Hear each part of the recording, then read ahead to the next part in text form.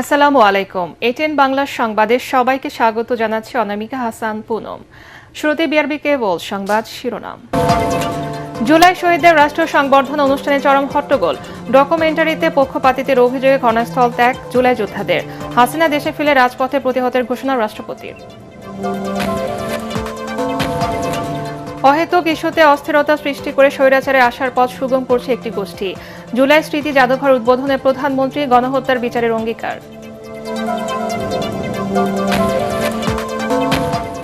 জুলাইয়ের চেতনা থেকে বেরিয়ে আসায় বিএনপির পতন অনিবার্য। 11 দলের গণসমাবেশে জামাতের আমিরের হুঁশিয়ারি, চাঁদাবাজি ও দুর্নীতি নির্মূলের তাগিদ।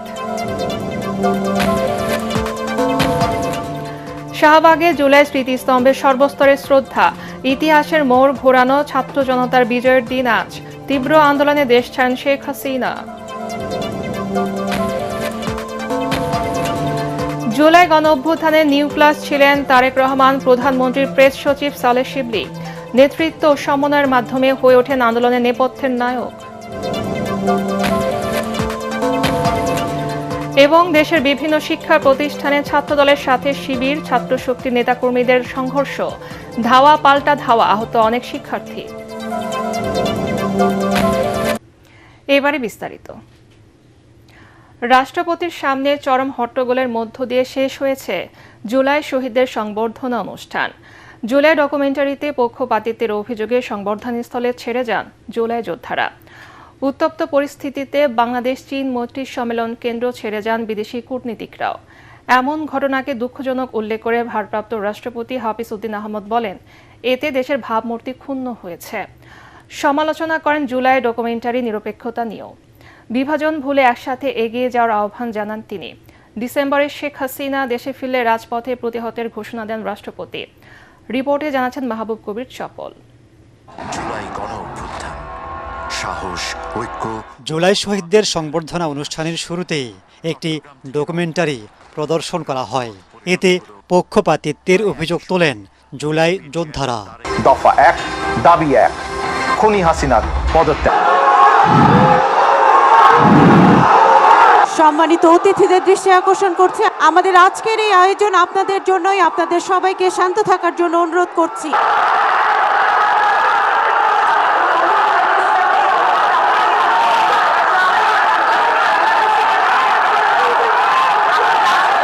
কি করেছেন? কিছুই করেন নাই আপনারা। অনুষ্ঠান কিছুক্ষণ বন্ধ থাকার পর স্বরাষ্ট্রমন্ত্রী ও এনসিপির সদস্য সচিব আখতার হোসেনের হস্তক্ষেপে পরিস্থিতি স্বাভাবিক হয়। এর মধ্যেই অনুষ্ঠানস্থল ত্যাগ করেন বিদেশি কূটনীতিকরা। দুঃখ প্রকাশ করেন মুক্তিযুদ্ধ বিষয়ক মন্ত্রী। আমি দুঃখ প্রকাশ করছি, এই ডকুমেন্টারি দেখে আপনারা মনে কষ্ট পেয়েছেন। পরে রাষ্ট্রপতির কাছে নিজেদের আক্ষেপের কথা তুলে ধরেন জুলাই আন্দোলনের ভুক্তভোগীরা। আপনারা যদি এরকম বিশৃঙ্খলা করেন তাহলে আমাদের দেশের ভবিষ্যৎ, আমরা নিরুপায় হয়ে গেছি। আমি আমার সন্তানের মুখ দেখতে পারিনি, তাই বলে কি আমার সম্মানটুকু আমি পাবো না? আমরা যারা চোখ হারিয়েছি তারা যেন সঠিক বিচার পাই। সহযোদ্ধাদের অপমানের অভিযোগ তুলে অনুষ্ঠানস্থল ছেড়ে যান এনসিপির সদস্য সচিব আখতার হোসেনও। আমি নীরবে এখান থেকে প্রস্থান করার সিদ্ধান্ত গ্রহণ করলাম। রাষ্ট্রীয় অনুষ্ঠানে এ ধরনের পরিস্থিতিকে দুঃখজনক বলে মন্তব্য করেন ভারপ্রাপ্ত রাষ্ট্রপতি হাফিজ উদ্দিন আহমদ। প্রশ্ন তোলেন ডকুমেন্টারির নিরপেক্ষতা নিয়েও। ডকুমেন্টারিতে অনেক ভুল আছে। প্রথম ভুল আমি দেখেছি, সেখানে তো আবু সাঈদের ছবি নাই। আবু সাঈদ এই বিপ্লবের প্রতিচ্ছবি, প্রতীক। তার ছবি না থাকলে এটা কোনো ডকুমেন্টারি হলো না। দেশ নেত্রী বেগম খালেদা জিয়ার ছবিও তো নাই। মাননীয় মন্ত্রী জোর হাতে স্বীকার করেছেন, ক্ষমা চেয়েছেন, বারংবার ক্ষমা চেয়েছেন। তারপর তো শান্ত হওয়া উচিত এই ধরনের একটা জাতীয় অনুষ্ঠানে। এটাকে পুষে সংসদের মতো একটা ওয়াকআউট, এটি বাঞ্ছনীয় নয়। যাই হোক, জাতীয় অনুষ্ঠানে এই ধরনের বিশৃঙ্খলতা মোটেই কাম্য ছিল না। রাষ্ট্রপতি বলেন, বিদেশি কূটনীতিকদের সামনে এমন আচরণে দেশের ভাবমূর্তি ক্ষুণ্ণ হয়েছে, যা খুশি করবে পতিত আওয়ামী লীগকে। ডিসেম্বরে শেখ হাসিনা দেশে ফিরলে প্রতিহতের ঘোষণাও দেন তিনি। বিদেশি অতিথিদের সামনে যে নাস্তানাবুদ হলাম, এটি আমাকে খুবই ব্যথিত করেছে। এবং এই ঘটনায় সবচাইতে খুশি হবে যিনি পাশের দেশে বসে আছেন, তার জন্য অত্যন্ত আনন্দের একটি দিন। আবার বলে যে ডিসেম্বর মাস দেশে এসে পদার্পণ করবেন। দেশে আছেন, দেখা হবে ইনশাল্লাহ রাজপথে। 27 বছর বয়সে মুক্তিযুদ্ধ করেছি, এখন 82 বছর বয়সে আরেকটা করব বাংলাদেশের জন্য। যে কোনো মূল্যে সবাইকে ঐক্যবদ্ধ থাকার আহ্বান জানান ভারপ্রাপ্ত রাষ্ট্রপতি। রাষ্ট্রপতি হিসাবে সব কথা বলা ঠিক না, ঐক্য বিনষ্ট হয়ে এরকম কোনো কথা বলতে চাই না। সবাই ভালো থাকবেন, সুস্থ থাকবেন। মাহবুব কবির, চপল, ATN বাংলা, ঢাকা। কেউ কেউ অহেতুক ইস্যু তৈরি করে দেশে অস্থিরতা সৃষ্টির মাধ্যমে পতিত পলাতক স্বৈরাচারের পুনরুত্থানের পথ সুগম করছে বলে সতর্ক করেছেন প্রধানমন্ত্রী তারেক রহমান। জুলাই গণ অভ্যুত্থান স্মৃতি জাদুঘরের উদ্বোধন করে তিনি আরও বলেন, স্বচ্ছ নিরপেক্ষ প্রক্রিয়ায় গণহত্যার বিচার নিশ্চিত করা হবে। প্রধানমন্ত্রী জানান, স্বাক্ষরিত জুলাই সনদ বাস্তবায়নের কার্যক্রম শুরু হয়েছে। সে লক্ষ্যে সংবিধান সংশোধন কমিটি কাজ শুরু করেছে। এ সময় অন্তর্বর্তী সরকারের সাবেক প্রধান উপদেষ্টা ডক্টর মোহাম্মদ ইউনুস বলেন, এই জাদুঘরের মাধ্যমে বাংলাদেশ নতুন পথে যাত্রা শুরু করল। মইনুল আহসান জানাচ্ছেন বিস্তারিত। 24-এর গণঅভ্যুত্থানের স্মৃতিচিহ্ন ধরে রেখে প্রজন্ম থেকে প্রজন্মের কাছে বাংলাদেশের ইতিহাসের বাকবদলের সংগ্রামের বীরত্ব গাথা ছড়িয়ে দিতে উন্মুক্ত হল জুলাই গণঅভ্যুত্থান স্মৃতি জাদুঘর। 5 আগস্ট ঐতিহাসিক জুলাই গণঅভ্যুত্থান দিবসে শেরে বাংলা নগরে অবস্থিত জুলাই গণঅভ্যুত্থান স্মৃতি জাদুঘরের উদ্বোধন করেন প্রধানমন্ত্রী তারেক রহমান। 24-এর গণঅভ্যুত্থানের স্মৃতিচিহ্ন হিসেবে ক্ষমতাচ্যুত প্রধানমন্ত্রী শেখ হাসিনার তৎকালীন বাসভবন গণভবনকে রূপান্তর করে গড়ে তোলা হয়েছে এই জাদুঘর। স্মৃতিফলক উন্মোচনের মাধ্যমে জাদুঘরের উদ্বোধনের পর প্রধানমন্ত্রী বিভিন্ন গ্যালারি ও প্রদর্শনী ঘুরে দেখেন। অন্তর্বর্তী সরকারের সাবেক প্রধান উপদেষ্টা ডক্টর মোহাম্মদ ইউনুস সহ অতিথিদের নিয়ে জাদুঘরে সংরক্ষিত নিদর্শন, আলোকচিত্র, দলিলপত্র ও স্মারকগুলো পরিদর্শন করেন প্রধানমন্ত্রী। এ সময় প্রধানমন্ত্রীর কন্যা জাইমা রহমানও উপস্থিত ছিলেন। জাদুঘর প্রাঙ্গণে আয়োজিত অনুষ্ঠানে শহীদ পরিবারের সদস্যরা কান্না জড়িত কণ্ঠে বলেন, তাদের প্রিয়জনের আত্মত্যাগের ইতিহাস যেন দেশবাসী কখনো ভুলে না যায়। যা হারানো ছিল সব হারিয়ে ফেলছি। আনাস তার চিঠিতে লিখেছিল, মা আমি মিছিলে যাচ্ছি, আমি নিজেকে আর আটকে রাখতে পারলাম না। অন্তর্বর্তী সরকারের সাবেক প্রধান উপদেষ্টা ডক্টর মোহাম্মদ ইউনুস বলেন, এই জাদুঘর স্বৈরাচারের বিরুদ্ধে বীর ছাত্র জনতার সংগ্রাম, আত্মত্যাগের জীবন্ত স্মারক হয়ে থাকবে। এটা হলো সেই কেন্দ্রবিন্দু, এটা আমাদের ইতিহাসের আতুরঘরের দৃশ্য। এখান থেকে আমরা যে নারীর সূত্র রেখে যাব সবার কাছে, এই সূত্র যেন আর ছিন্ন না হয়। প্রধানমন্ত্রী তারেক রহমান বলেন, জুলাই গণঅভ্যুত্থান দমনে পতিত স্বৈরশাসক যে নৃশংসতা, বর্বরতা চালিয়েছিল তা ইতিহাসে বিরল। জুলাই আগস্টের অভ্যুত্থান ঠেকাতে ফ্যাসিস্ট চক্র হেলিকপ্টার থেকেও গুলি করেও গণতান্ত্রিক জনগণকে হত্যা করেছিল। পরাজিত, পতিত, বিতাড়িত ফ্যাসিস্টদের এমন নৃশংসতা, এমন বর্বরতা সভ্য জগতে বিরল। সরকার মনে করে আইনের শাসন নিশ্চিত করার জন্যই প্রতিটি অপরাধের বিচার হওয়া অত্যন্ত জরুরি। প্রধানমন্ত্রী বলেন, এই জাদুঘর ভবিষ্যৎ প্রজন্মের সামনে পূর্বসূরিদের সাহসী ইতিহাস তুলে ধরবে, সেই সাথে উন্মোচিত হবে বিতাড়িত ফ্যাসিবাদের মুখোশ। স্মৃতি জাদুঘর আমাদের জনগণের সংগ্রাম, আত্মত্যাগ, বেদনা, সাহস ও গণতান্ত্রিক আকাঙ্ক্ষাকে জাতীয় স্মৃতিতে স্থায়ীভাবে ধারণ করার এক ঐতিহাসিক উদ্যোগ। শুধুমাত্র জুলাই গণ অভ্যুত্থানই নয়, এখানে বাংলাদেশের প্রতি গণতান্ত্রিক আন্দোলন সংগ্রামের ইতিহাসও সংরক্ষিত থাকা জরুরি। শহীদদের কাঙ্ক্ষিত বাংলাদেশ প্রতিষ্ঠায় সরকার কাজ করছে বলেও জানান সরকার প্রধান। আহত জুলাই যোদ্ধাদেরকে সরকারি হাসপাতালে বিনামূল্যে চিকিৎসা সেবা প্রদান করা হচ্ছে। পাশাপাশি গুরুতর আহত জুলাই যোদ্ধাদেরকে যথা নিয়মে উন্নত চিকিৎসার জন্য থাইল্যান্ড, সিঙ্গাপুর, তুরস্ক, রাশিয়া সহ বিভিন্ন দেশে চিকিৎসা করানো হচ্ছে। প্রধানমন্ত্রী তারেক রহমান জানান, ফ্যাসিবাদ বিরোধী আন্দোলনে শহীদদের স্মৃতি ধরে রেখে এবং সব ধরনের সহায়তা নিয়ে সরকার শহীদ পরিবার ও আহতদের পাশে থাকবে। সরকার শহীদদের কাঙ্ক্ষিত বাংলাদেশ প্রতিষ্ঠার কাজও শুরু করেছে। এরই অংশ হিসেবে দেশ পুনর্গঠনের লক্ষ্যে 31 দফা নির্বাচনী ইশতেহারের পাশাপাশি জাতীয় সংসদের সাউথ প্লাজায় স্বাক্ষরিত জুলাই সনদ পর্যায়ক্রমে বাস্তবায়ন কার্যক্রম শুরু হয়েছে।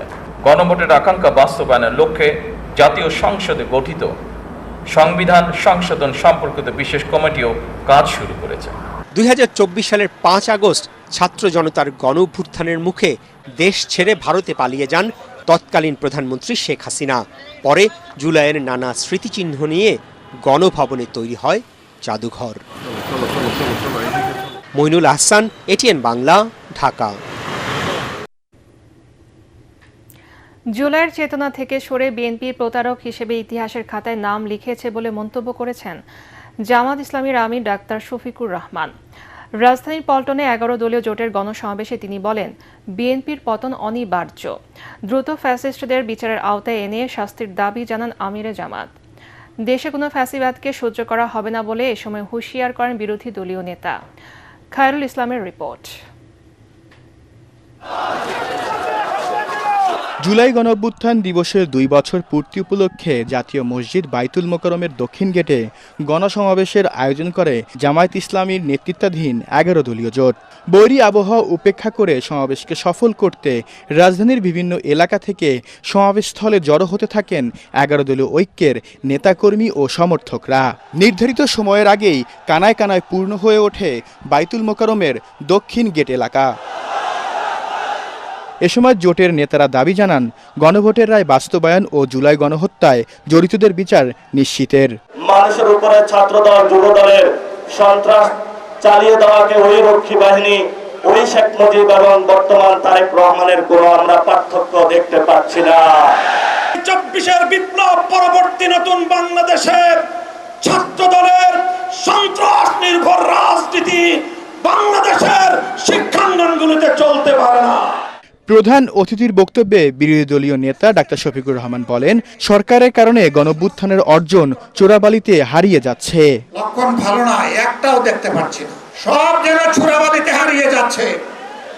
কার সাথে আটাক করে দাবিগুলোকে উপেক্ষা করা হচ্ছে আমরা জানতে চাই। এ জবাব প্রধানমন্ত্রীকে দিতে হবে। তাহলে এখন যারা ক্ষমতায় আছেন তারা এই আচরণ করছেন কেন? এটা জাতির সাথে সুস্পষ্টভাবে প্রতারণা, এবং তারা সংসদে দাঁড়িয়ে এটা স্বীকার করে নিয়েছে। জীবন দিয়ে হলেও গণভোটের রায় বাস্তবায়নের দাবি আদায় করা হবে বলে জানান আমিরে জামাত। ছাত্র, শিক্ষক, কর্মচারী সবাইকে বলবো, ফ্যাসিস্ট যেখানেই প্রতিরোধ সেখানে ছাড় দেওয়া হবে না। ছাড় আপনারা দিবেন না। পাপ পাপে পছন্দ ধরেছে। এখন সরকার যদি এটা বুঝতে পারেন ভালো, না বুঝতে পারলে পতন কেউ ঠেকাতে পারবে না। 24-এর অভ্যুত্থান কোনো রাজনৈতিক দলের নয়, 18 কোটি মানুষের সংগ্রামের অর্জন বলেও জানান ডাক্তার শফিকুর রহমান। সরকারের নানা সমালোচনা করে 11 দলের নেতারা বলেন, গণভোটের রায় বাস্তবায়নে পিছু হাঁটছে সরকার। জুলাই সনদকে ভুলে তারা ফ্যাসিবাদের পথে হাঁটছে বলেও অভিযোগ করেন তারা। এ সময় তারা আরও বলেন, গণভোটের রায়ে কোনো প্রকার ছাড় দেওয়া হবে না সরকারকে। খায়রুল ইসলাম, এটিএন বাংলা, ঢাকা। বৈষম্যের বিরুদ্ধে প্রতিবাদ, অবিচার আর দুঃশাসন রুখে দিয়ে আপামর জনতার চূড়ান্ত বিজয় অর্জনের দিন আজ। রাজধানীর শাহবাগ চত্বর থেকে কোটা সংস্কার আন্দোলনের মাধ্যমে শুরু হয় যে আন্দোলন, তা পরে রূপ নেয় গণ অভ্যুত্থানে। পতন হয় স্বৈরাচারের। বুকের তাজা রক্ত দিয়ে যারা লিখেছিল নতুন বাংলাদেশের গল্প, শাহবাগের জুলাই স্মৃতিস্তম্ভে সেই শহীদদের ফুল দিয়ে শ্রদ্ধা জানান সব শ্রেণী পেশার মানুষ। এ সময় মুক্তিযুদ্ধ বিষয়ক মন্ত্রী আহমদ আজম খান বলেন, জুলাই সনদ বাস্তবায়নের মাধ্যমে গণতান্ত্রিক বাংলাদেশ গড়তে সরকার প্রতিশ্রুতিবদ্ধ। মুশফিকুর রহমানের রিপোর্ট।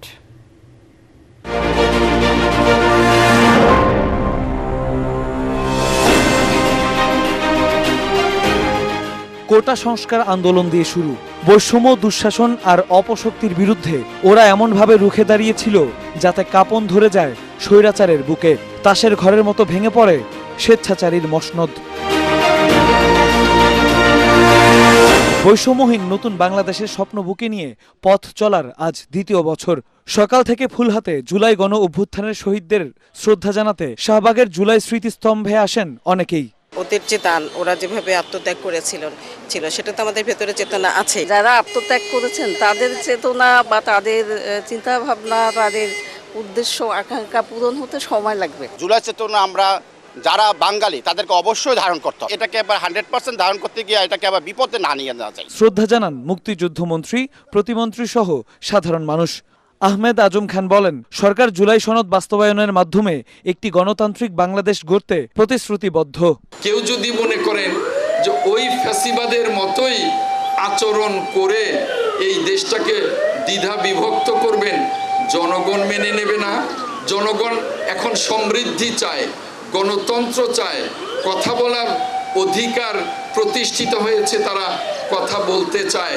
এ সময় মুক্তিযুদ্ধ বিষয়ক প্রতিমন্ত্রী ইশরাক হোসেন বলেন, ক্যাম্পাসে যে অস্থিতিশীল পরিস্থিতি বিরাজ করছে তার পেছনে ফ্যাসিবাদী শক্তির ইন্ধন রয়েছে। যারা এখন দেশকে অস্থিতিশীল করতে চাচ্ছে তাদের সাথে পতিত স্বৈরাচারের কি কোনো ধরনের যোগাযোগের মাধ্যমে তারা একসাথে এই কাজটি করছে কিনা, যদি এই ধরনের কোনো ঘটনা ঘটে থাকে আমরা অবশ্যই সেটিকে মোকাবেলা করে বাংলাদেশকে তার অভিষ্ট লক্ষ্যে পৌঁছানোর জন্য কাজ করে যাব ইনশাআল্লাহ।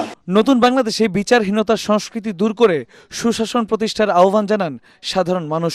শাহবাগের এই চত্বর থেকে জুলাই বিপ্লবের শুরু। এরপর রাজপথে ঝরে গেছে কত শত প্রাণ, খালি হয়েছে শত মায়ের বুক। ছাত্র জনতার সাথে সাধারণ মানুষের অটুট ঐক্যই সেদিন এনে দিয়েছিল চূড়ান্ত বিজয়।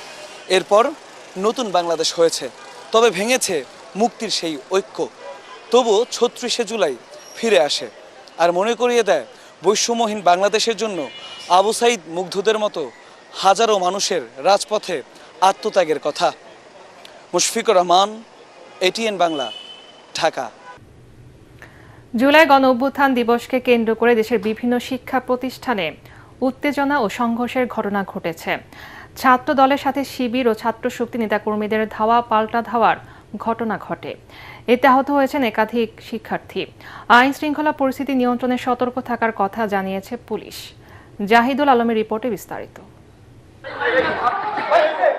রাজধানীর সরকারি তিতুমির কলেজে জুলাই গণ অভ্যুত্থান দিবসের অনুষ্ঠানে জাতীয় ছাত্র শক্তির 2 নেতার উপর হামলার অভিযোগ উঠেছে ছাত্র দলের বিরুদ্ধে। ছাত্র শক্তির দাবি, কলেজ অডিটোরিয়ামে হামলায় সংগঠনটির আহ্বায়ক ও সদস্য সচিব সহ কয়েকজন আহত হন। রাজধানীর বকশীবাজারে আলিয়া মাদ্রাসার আবাসিক হলে প্রবেশ করতে না পারার অভিযোগ করেছেন ছাত্র শিবিরের নেতাকর্মীরা। তাদের দাবি, সকালে হলে ঢুকতে গেলে পুলিশ বাধা দেয়। বৃহস্পতিবার পরীক্ষা থাকায় উদ্বেগ প্রকাশ করেন শিক্ষার্থীরা। পুলিশ জানিয়েছে, পরিস্থিতি স্বাভাবিক রাখতে তারা সতর্ক অবস্থানে রয়েছেন। বরিশাল বিশ্ববিদ্যালয়ের ছাত্র দল ও ছাত্র শিবিরের মধ্যে ধাওয়া পাল্টা ধাওয়া ও সংঘর্ষে অন্তত 10 জন আহত হয়েছেন। জুলাই গণ অভ্যুত্থানের দ্বিতীয় বর্ষপূর্তিতে ছাত্র শিবিরের বিক্ষোভ মিছিল চলাকালে প্রথমে দুপক্ষের মধ্যে বাকবিতণ্ডা, পরে সংঘর্ষের ঘটনা ঘটে। এতে সাময়িকভাবে বরিশাল পটুয়াখালী মহাসড়কে যান চলাচল ব্যাহত হয়। একই দিনে নারায়ণগঞ্জের তোলারাম কলেজেও আলোচনা সভায় বক্তব্য দেয়াকে কেন্দ্র করে ছাত্রদল ও ছাত্র শিবিরের মধ্যে সংঘর্ষ হয়। এতে বেশ কয়েকজন আহত হন। খবর পেয়ে পুলিশ ঘটনাস্থলে পৌঁছে পরিস্থিতি নিয়ন্ত্রণে আনে। শরীয়তপুরে জুলাই গণ অভ্যুত্থান দিবসের অনুষ্ঠানে জুলাই যোদ্ধাদের মারধর ও লাঞ্ছনার ঘটনা ঘটেছে। ভুক্তভোগীদের অভিযোগ, বিএনপির নেতাকর্মীরা তাদের অনুষ্ঠানস্থল থেকেও বের করে দেয়। যদিও বিএনপি নেতারা জানান, প্রধানমন্ত্রীকে নিয়ে কটূক্তি করায় তাদের বের করে দেয়া হয়। অন্যদিকে ফেসবুকে প্রধানমন্ত্রীকে নিয়ে মানহানিকর পোস্ট দেওয়ার অভিযোগে এনসিপির বহিষ্কৃত নেতা গাজী সালাউদ্দিন তানভীরকে রাজধানীর মণিপুর থেকে গ্রেফতার করেছে ডিবি পুলিশ। পরে সকালে বগুড়ার আদালতে শুনানি শেষে বিচারক তাকে জেল হাজতে পাঠানোর নির্দেশ দেন। জাহিদুল আলম, এটিএন বাংলা। জুলাই শহীদদের স্বপ্ন বাস্তবায়ন করা সংসদের পবিত্র দায়িত্ব বলে মন্তব্য করেছেন ভারপ্রাপ্ত রাষ্ট্রপতি হাফিজ উদ্দিন আহমদ। জুলাই গণঅভ্যুত্থান দিবস উপলক্ষে জাতীয় সংসদ সচিবালয়ে আয়োজিত রচনা ও চিত্রাঙ্কন প্রতিযোগিতার পুরস্কার বিতরণী অনুষ্ঠানে তিনি এই কথা বলেন। এতে এনসিপির আহ্বায়ক ও বিরোধী দলীয় চিফ হুইপ নাহিদ ইসলাম বলেন, গণঅভ্যুত্থানকে দলীয় দৃষ্টিভঙ্গিতে দেখা উচিত নয়। অনুষ্ঠানে বিরোধী দলীয় নেতা ডাক্তার শফিকুর রহমান বলেন, ফ্যাসিবাদ আবারও ফিরে এলে এর খেসারত গোটা জাতিকেই দিতে হবে। এ সময় জুলাইয়ের কৃতিত্ব নিয়ে কাড়াকাড়ি না করে ফ্যাসিবাদের বিরুদ্ধে ঐক্য ধরে রাখতে সবার প্রতি আহ্বান জানান স্বরাষ্ট্রমন্ত্রী সালাউদ্দিন আহমদ। সভায় ভারপ্রাপ্ত স্পিকার কায়সার কামাল রাজনৈতিক দলগুলোকে সহনশীল হওয়ার পরামর্শ দেন।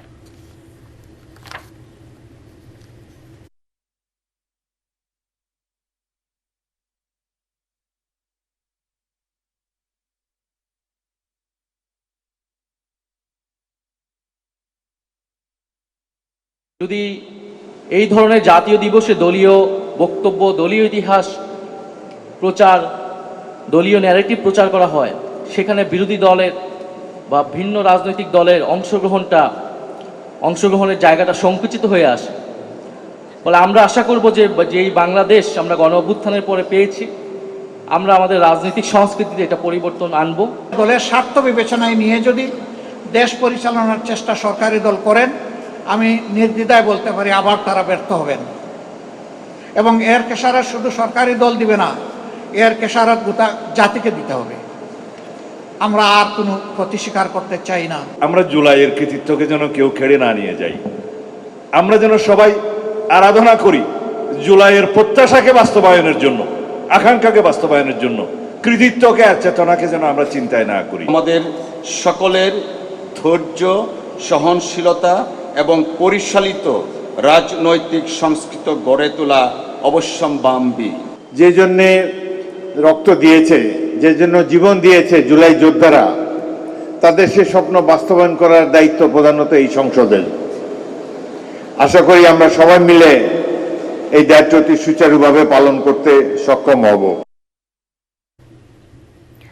শেখ হাসিনার অডিও বার্তা এবং তার রাজনৈতিক তৎপরতা নিয়ে ভারতের অবস্থানকে দ্বিমুখী আচরণ বলে মন্তব্য করেছেন বিএনপির সিনিয়র যুগ্ম মহাসচিব ও প্রধানমন্ত্রীর উপদেষ্টা রুহুল কবির রিজভী।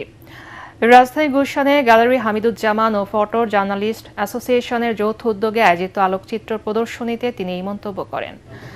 সাম্প্রতিক সময়ে ভারত থেকে প্রচারিত শেখ হাসিনার বিভিন্ন অডিও বার্তা এবং ভারতের বিভিন্ন অনুষ্ঠানে দেওয়া বক্তব্যের তীব্র সমালোচনা করেন রিজভী।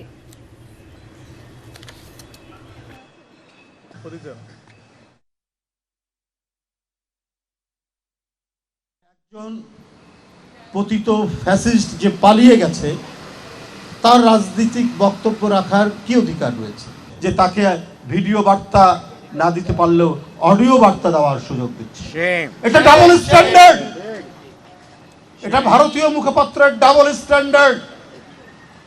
ওই যে শেখ হাসিনা বলেছিলেন, আমি এমন কিছু দিয়েছি ভারতকে, ভারত চিরদিন মনে রাখবে।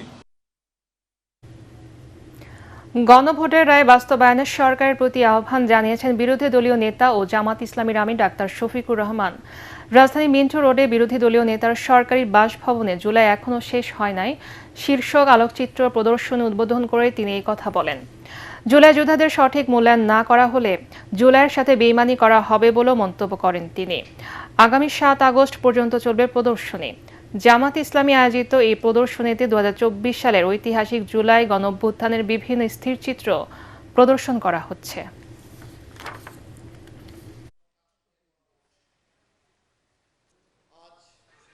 একটি প্রতীকী চিঠি, শহীদদের চিঠি, আবু সাঈদের চিঠি জনগণের উদ্দেশ্যে দেওয়া হয়েছে।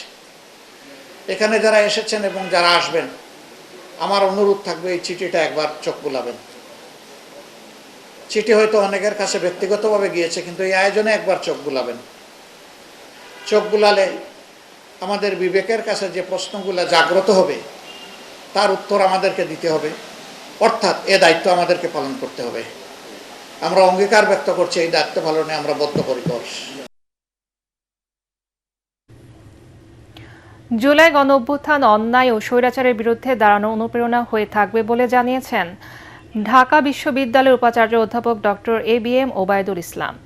গণঅভ্যুত্থান দিবস উপলক্ষে রাজধানীতে এক আলোচনা সভায় শহীদ পরিবারের সদস্য ও আহত শিক্ষার্থীরা তুলে ধরেন সেই আন্দোলনের স্মৃতি ও প্রত্যাশার কথা। ঐশী গোস্বামী প্রমার রিপোর্ট।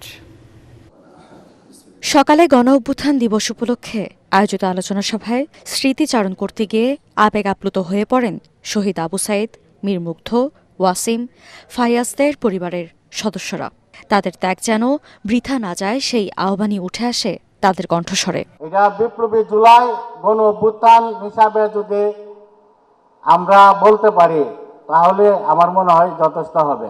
যে মেধা জন্য আমাদের ছেলে মেয়ে অতটুকু জীবন দিয়ে গেছে, এই মেধা প্রত্যেকটা মেধা যেন কাজে পড়ে লাগে, একটা মেধাও যেন জরুরি না পারে। আমার সন্তান যেভাবে জীবন দিয়েছে, আর কোনো এরকম আমার মতো আরো ফারহান ফায়েজের মতো আরো নিরীহ বাচ্চাকে যেন রাজপথে বা শিক্ষাঙ্গনে জীবন দিতে না হয়। স্মৃতিচারণ করেন আহত শিক্ষার্থীরাও।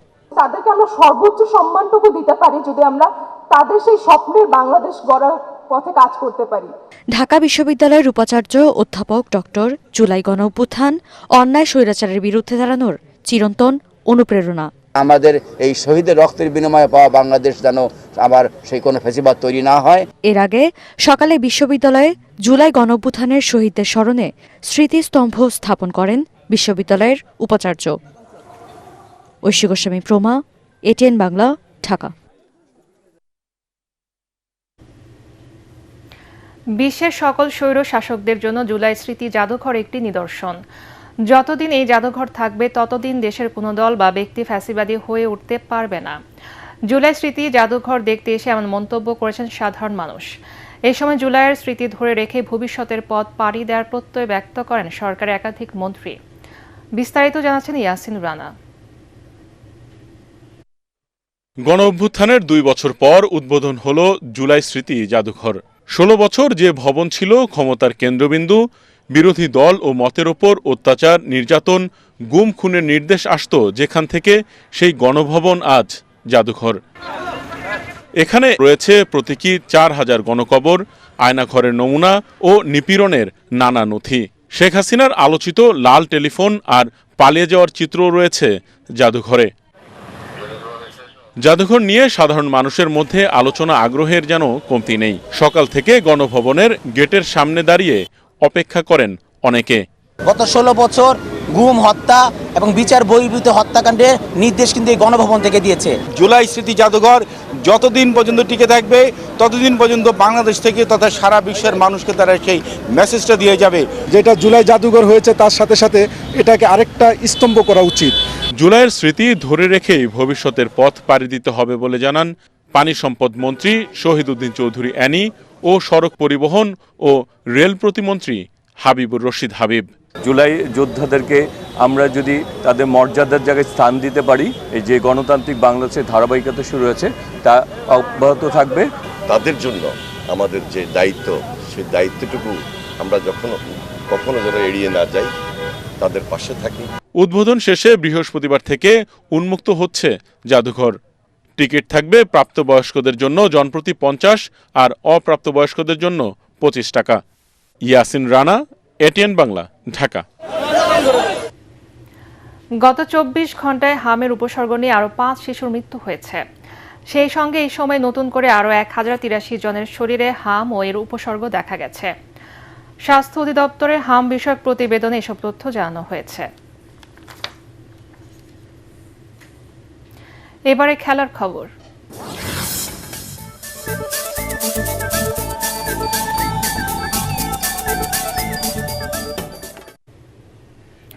অস্ট্রেলিয়া সফরের 3 দিনের প্রস্তুতি ম্যাচে আগামীকাল ভোরে মাঠে নামবে বাংলাদেশ দল। প্রতিপক্ষ ক্রিকেট অস্ট্রেলিয়া একাদশ। ডারউইনে ম্যাচটি শুরু হয় বাংলাদেশ সময় ভোর 6:30টায়। ক্রিকেট অস্ট্রেলিয়া একাদশ স্কোয়াডে নেই মূল টেস্ট দলের কোনো সদস্য। এদিকে প্রস্তুতি ম্যাচটিকে অস্ট্রেলিয়ান কন্ডিশনের সঙ্গে মানিয়ে নেওয়ার শেষ সুযোগ হিসেবে দেখছে টাইগাররা। তবে ম্যাচটি প্রথম শ্রেণীর মর্যাদা পাচ্ছে না। আগামী 13 আগস্ট ডারউইনে মাঠে গড়াবে বাংলাদেশ অস্ট্রেলিয়ার 2 ম্যাচ সিরিজের প্রথম টেস্ট। আমার কাছে মনে হয় যে আমাদের যে প্র্যাকটিস গেমটা আছে সেটা অবশ্যই ম্যাচের আগে প্রস্তুতির জন্য খুব ইম্পর্টেন্ট এবং কন্ডিশনের সাথে পিচের সাথে মানিয়ে নেওয়ার জন্য এটা আসলে অনেক কাজে দিবে আমাদেরকে। চলতি বছর ডিসেম্বরে আন্তর্জাতিক টুর্নামেন্ট আয়োজন করবে বাংলাদেশ, এমন তথ্য জানিয়েছেন নবগঠিত হকি ফেডারেশনের সাধারণ সম্পাদক ইশতিয়াক সাদেক। ঐতিহ্যবাহী মোহামেডান ক্লাব পরিদর্শনকালে তিনি এই কথা জানান। এ সময় তার সঙ্গে ছিলেন মোহামেডানের ডিরেক্টর ইনচার্জ লোকমান হোসেন ভুইয়া। পর্যায়ক্রমে হকিতে অংশ নেওয়া প্রতিটি ক্লাব পরিদর্শন করবেন তিনি। সেখানে দ্রুত হকি লীগ আয়োজনের জন্য ক্লাবগুলোর সঙ্গে আলোচনা করবেন।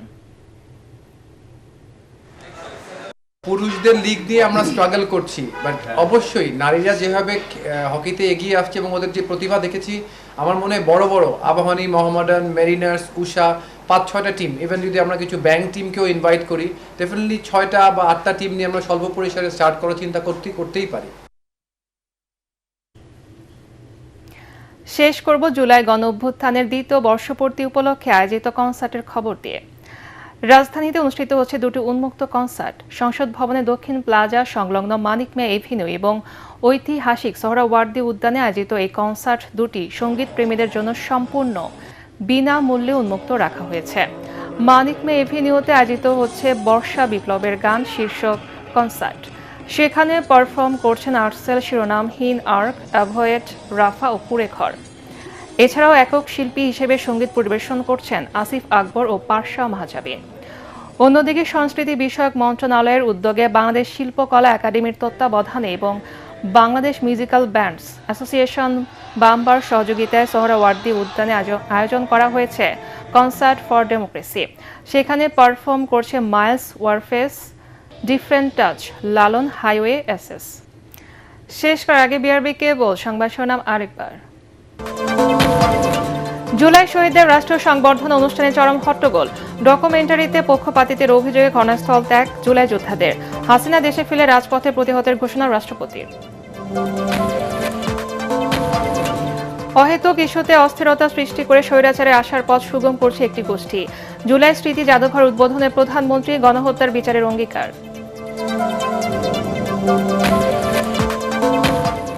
জুলাইয়ের চেতনা থেকে বেরিয়ে আসায় বিএনপির পতন অনিবার্য। 11 দলের গণসমাবেশে জামাতের আমিরের হুঁশিয়ারি, চাঁদাবাজি ও দুর্নীতি নির্মূলের তাগিদ। শাহবাগে জুলাই স্মৃতিস্তম্ভে সর্বস্তরের শ্রদ্ধা। ইতিহাসের মোড় ঘোরানো ছাত্র জনতার বিজয়ের দিন আজ। তীব্র আন্দোলনে দেশ ছাড়েন শেখ হাসিনা। জুলাই গণ অভ্যুত্থানে নিউক্লিয়াস ছিলেন তারেক রহমান। প্রধানমন্ত্রীর প্রেস সচিব সালেহ শিবলি নেতৃত্ব ও সমন্বয়ের মাধ্যমে হয়ে ওঠেন আন্দোলনের নেপথ্যের নায়ক। এবং দেশের বিভিন্ন শিক্ষা প্রতিষ্ঠানে ছাত্রদলের সাথে শিবির, ছাত্র শক্তির নেতাকর্মীদের সংঘর্ষ, ধাওয়া পাল্টা ধাওয়া, আহত অনেক শিক্ষার্থী। পরবর্তী সংবাদ দেখার আমন্ত্রণ জানিয়ে এখনকার মতো শেষ করছি। এটিএন বাংলা সংবাদ ইউটিউবে দেখতে ব্রাউজ করুন /ATN বাংলা নিউজ। ধন্যবাদ সবাইকে।